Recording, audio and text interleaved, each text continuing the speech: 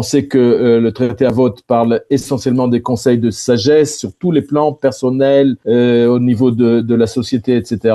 On peut dire que c'est un traité qui parle essentiellement de derech eretz, c'est-à-dire de savoir-vivre, de bonne manière, on va dire en quelque sorte. Et ce n'est pas étonnant que ce soit Pirkei Avot qu'on lise tous les Shabbats, comme vous le disiez tout à l'heure, entre Pessah et Shavuot, Shavuot qui est le don de la Torah, parce qu'il n'y a pas mieux pour se préparer au don de la Torah que d'étudier aussi ce qu'est derech eretz, comme on le dit, derech eretz kadma la Torah, a précédé la Torah. Eh bien, nous avons le plaisir d'être en ligne avec Michel Allouche. Michel, bonjour. Boker Tov. Bonjour. Et on peut se souhaiter Moadim Lesimcha, puisqu'on est véritablement dans Yisroel Chag. On sort de cette fête de Pessah. On est, on va dire, dans la Mimouna, même si nous n'avons pas tous les deux l'habitude de célébrer la Mimouna selon la tradition, on va dire, marocaine, scrupuleusement préservée par nos amis marocains. Mais on y pense aussi. Mais avec vous, Michel, je voudrais que l'on aborde un sujet important, puisque nous sommes avec la fête de Pessah rentrée dans les 7 semaines qui nous séparent de Shavuot, et pendant ces semaines-là, dans la tradition, en particulier dans le monde séfarade, on a l'habitude de lire les Pirkei Avot chaque Shabbat. Et avec vous, je voudrais que l'on revienne sur la publication du livre des Pérouchim, des commentaires du Rav Adin Steinsaltz sur Pirkei Avot, que vous avez traduit. Je rappelle à nos auditeurs qui ne le savent pas encore que vous avez traduit de nombreux ouvrages en français, de nombreux ouvrages du Rav Adin Steinsaltz, dont ce commentaire sur les Pirkei Avot. C'est sorti l'année dernière. L'année dernière, on n'a pas trop eu le temps d'en parler. On va essayer d'en parler un peu plus avec vous aujourd'hui. D'abord, le Rav Steinsaltz nous a quitté malheureusement il y a quelques années, mais on voit que ces publications continuent à publier des enseignements, de ces enseignements. Quelle est, on va dire, d'une manière générale, quelle est la particularité de l'enseignement du Rav à propos de Pirkei Avot?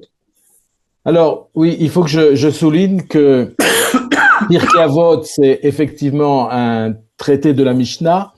Et donc, parmi les nombreux ouvrages qui ont été publiés, non seulement le Talmud, mais il y a aussi tout le complet la Mishnah dans tous les traités de Mishnah. Et donc, le traité de Pirkei Avot est un traité de Mishnah. Il a été publié chez Koren.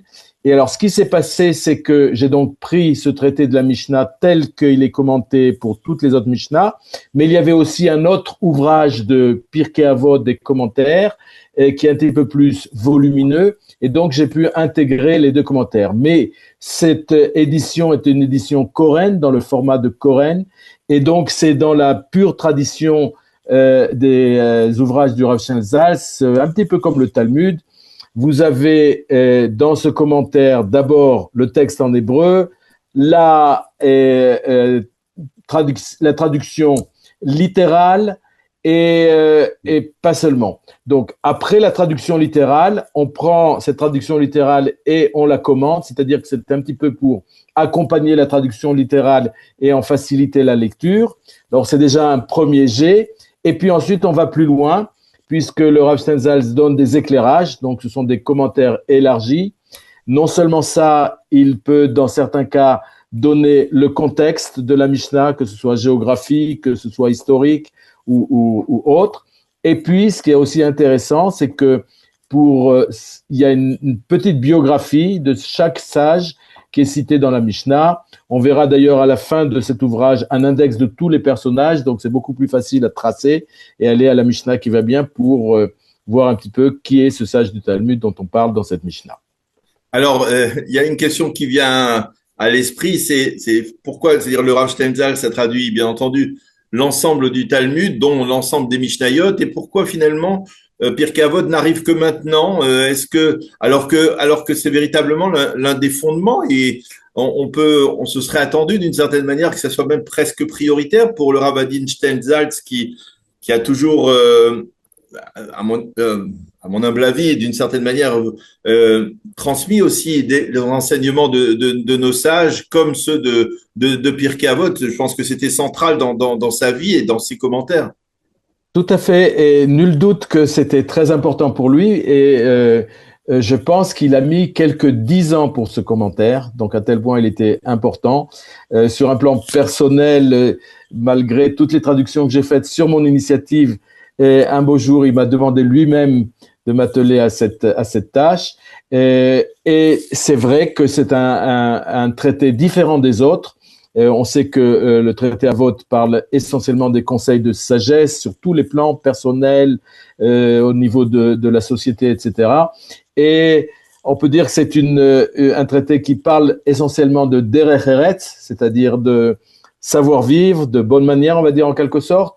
Et ce n'est pas étonnant que ce soit Pirkei Avot qu'on lise tous les Shabbats, comme vous le disiez tout à l'heure, entre Pessah et Shavuot, Shavuot qui est le don de la Torah, parce qu'il n'y a pas mieux pour se préparer au don de la Torah que d'étudier aussi ce qu'est Derech Eretz, comme on le dit, Derech Eretz Kadma la Torah, a précédé la Torah.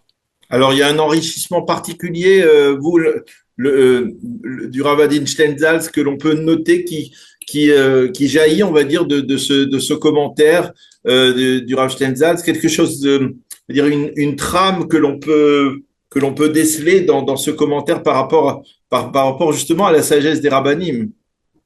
Alors, c'est effectivement un commentaire très riche, et en même temps, il nous accompagne dans la lecture de la Mishnah. Il est très riche parce qu'il cite beaucoup de commentateurs, mais sans aucun doute, il y a aussi sa touche personnelle. Je ne peux pas m'empêcher de parler, par exemple, à titre d'exemple, de parler de la première Mishnah, la fameuse Mishnah qui nous dit Moshe Kibel Torah mi Sinaï, Moshe a reçu la Torah de Sinaï, et puis ensuite, la première Mishnah nous parle de toute la transmission de la Torah. Et donc, là, premièrement, il souligne le fait que il y a un double aspect ici. D'un côté, la Torah nous vient de Sinaï. Il faut savoir quelle est l'origine divine de la Torah, mais d'un autre côté, il y a la transmission.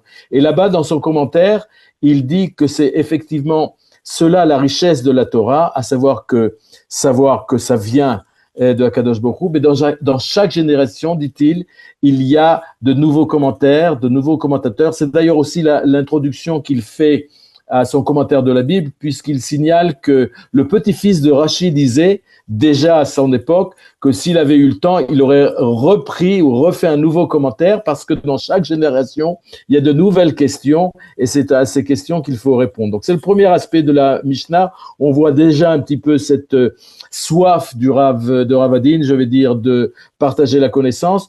Et puis aussi, dans la fin de cette première Mishnah, quand on parle de former de nombreux disciples, alors là, il parle et il évoque à ce moment-là le débat qui a toujours eu lieu. Est-ce qu'il faut vraiment donner et mettre la Torah à la disposition du plus grand nombre ou bien une petite élite? Ça a toujours été un débat depuis l'époque du Talmud. Et là, il est évident que Rav Adin a tranché et il décide de mettre la connaissance de la Torah, du Talmud, de la Mishnah et de Pirkei Avot à tout le monde. Et il le fait au travers d'un outil d'étude, je vais dire, qui me paraît très original. Alors, je le disais tout à l'heure, ce commentaire est sorti déjà il y a un an. Bien entendu, on se pose la question comment on peut en disposer, où est-ce qu'on peut le trouver et, Alors, voilà, effectivement, comment il a été distribué en France et dans les pays francophones, moi. Alors effectivement, en France, j'avais été d'ailleurs l'invité du CEJ il y a un an, donc c'était juste avant Shavuot, où nous avons fait une grande soirée, donc il est bien évidemment disponible en France, mais on vit à l'époque d'Internet aujourd'hui, et donc il suffit d'aller sur le site de Koren en Israël, et on peut le commander par Internet, mais je sais aussi qu'il y a certaines librairies comme la librairie Galia à Jérusalem, ou la librairie de Echal Menachem, qui le vendent aussi, et il est possible de se procurer l'exemplaire là-bas aussi. Alors, pour terminer notre entretien, je voudrais peut-être pas vous poser une colle, parce que je ne pense pas vous surprendre, mais peut-être essayer de nous livrer un enseignement du Pirkei Avot